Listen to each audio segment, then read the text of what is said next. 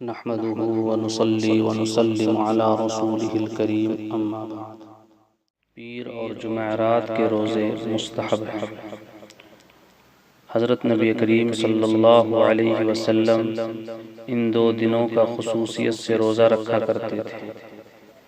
چنانچہ حضرت عائشہ صدیقہ رضی اللہ عنہا سے مروی ہے کہ حضرت نبی کریم صلی اللہ علیہ وسلم پیر اور جمعرات کا روزہ خیال کر کے رکھا کرتے تھے۔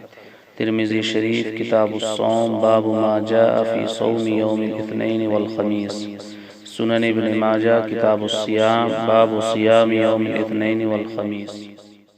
حضرت ابو ہریرہ رضی اللہ عنہ سے مروی ہے کہ حضرت نبی کریم صلی اللہ علیہ وسلم ان دو دنوں کا روزہ رکھا کرتے تھے۔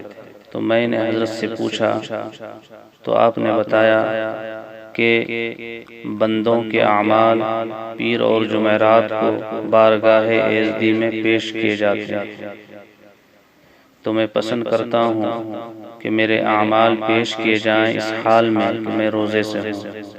ترمذی شریف کتاب الصوم باب ما جاء فی صوم یوم الاثنین والخمیس، سنن دارمی کتاب الصوم باب فی صیام یوم الاثنین والخمیس۔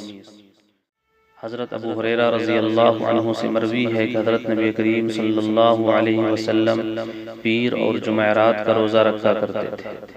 آپ سے دریافت کیا گیا، یا رسول اللہ، آپ پیر اور جمعرات کا روزہ رکھتے ہیں؟